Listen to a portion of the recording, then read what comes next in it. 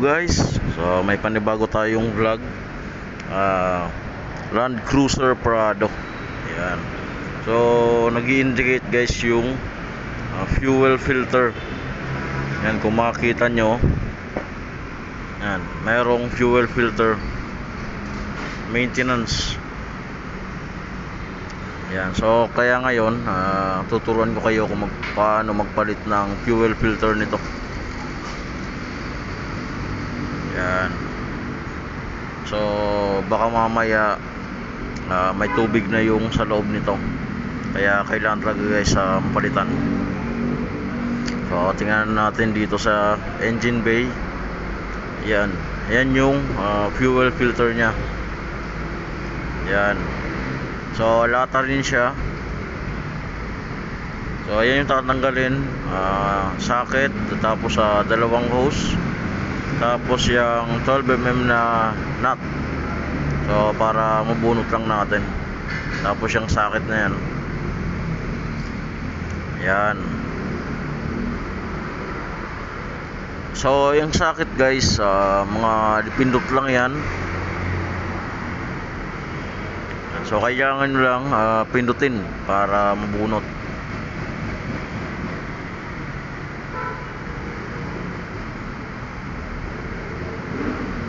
Yan. So ito yung dahilan guys kung bakit nag-i-indicate yung fuel filter maintenance.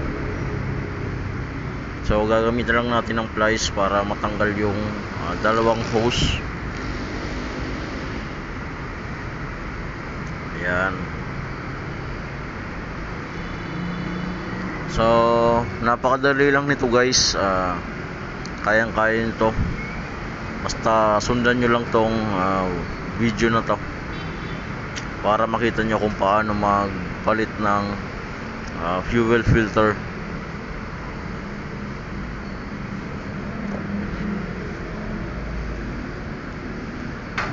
Yan.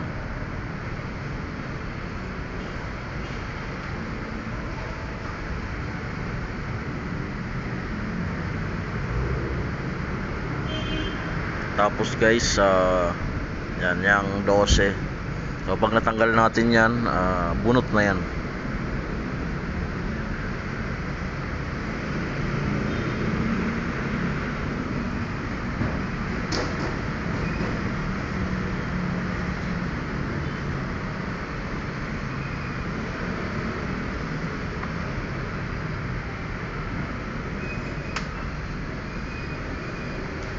Yan, yan na yung fuel filter natin.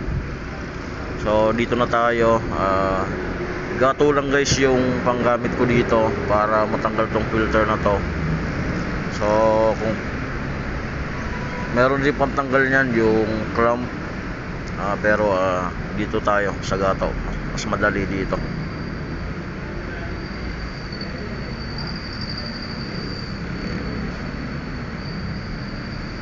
Yan, yan niya yung fuel filter nya. So meron dito sa baba.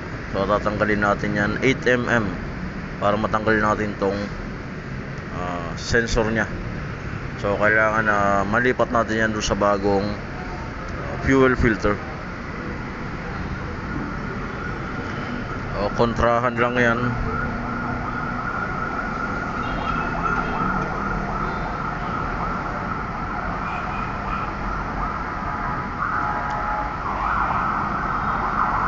Tapos guys, gato pa rin yung pantanggal natin.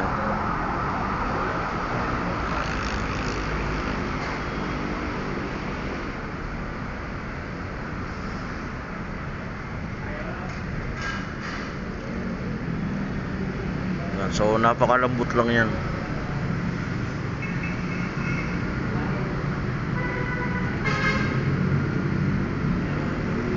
Yan, yan na yung diesel niya sa loob, talagang maitim na. So ito yung pamalit natin, original. So parehas na parehas guys.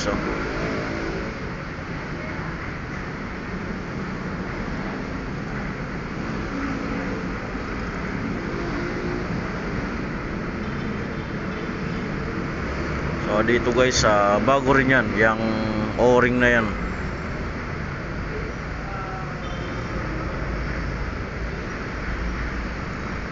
So kailangan lang natin lagyan ng grasa para hindi masira yung o-ring nya. So para pagka inikot natin, malambot pa rin. So konting higpit.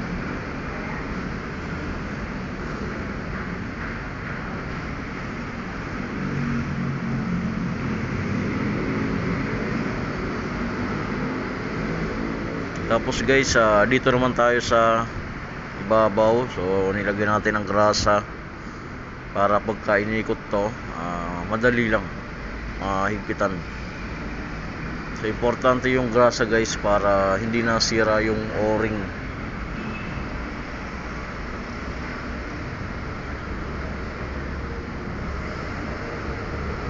So ingatan nyo lang din yung pagpihit ng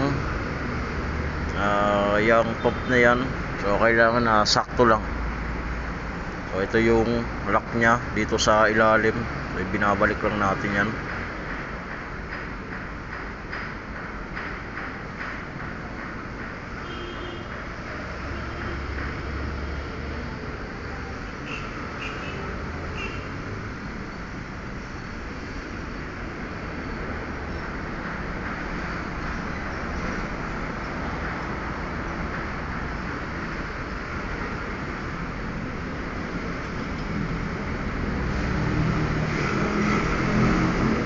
Yan, so ikabit na natin guys. Okay na yun. So paras lang, ikakabit lang din natin yung nut, tapos higpitan. So kayang kaya nyo na yun guys pagka ganyan, kasi napakadali lang naman magpalit.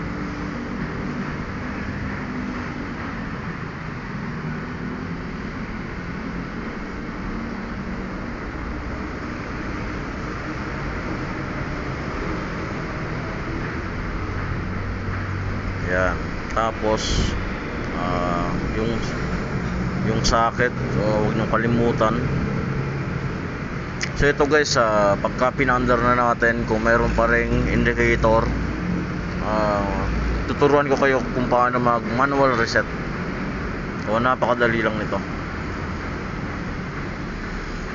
So kadalasan kasi pag nagpalit ng fuel filter yung indicator, minsan nawawala, minsan naman nandyan lang kasi nag-appear na siya sa box nya.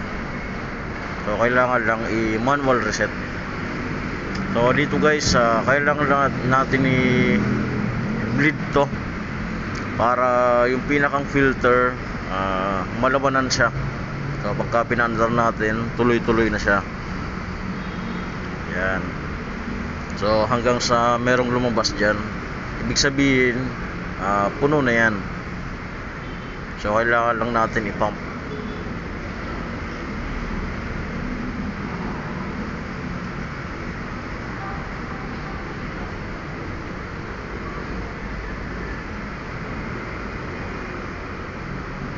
Yan.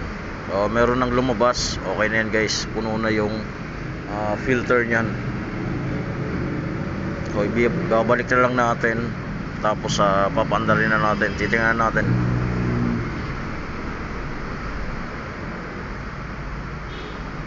Yan, okay na. So doon na tayo sa loob.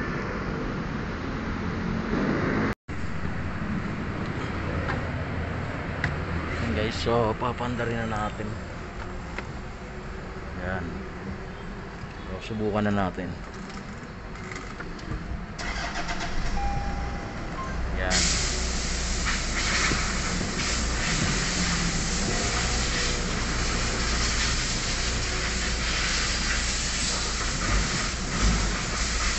So meron pa rin, subukan natin i-reset.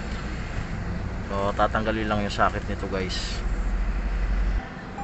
So ipapatanggal lang natin yung dalawang socket dun sa may fuel filter.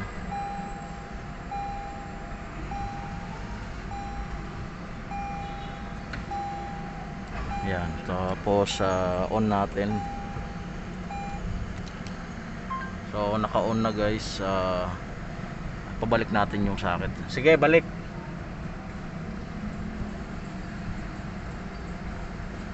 Yan guys, kung nakita nyo nawala na yung indicator nya. So manual reset. Yun yung ginawa natin. Start na natin.